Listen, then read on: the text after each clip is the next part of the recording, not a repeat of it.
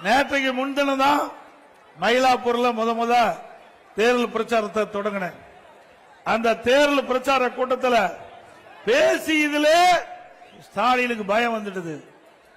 தேர்தல் தோல்வி பயம் வந்துவிட்டது.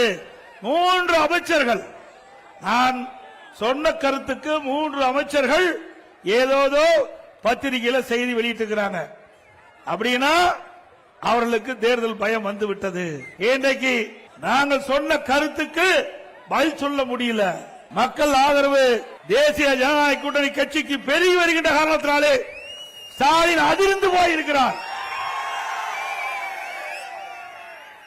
ஸ்டாலின் அவர்களே, நிச்சயமாக அனைத்து இந்திய அண்ணா திராவிட முன்னேற்ற கழக தலைமையிலே அமைக்கப்பட்ட தேசிய ஜனநாயக கூட்டணி அதிக இடங்களிலே வெல்லும், வெற்றி பெறும், அதிமுக ஆட்சி அமைக்கும்.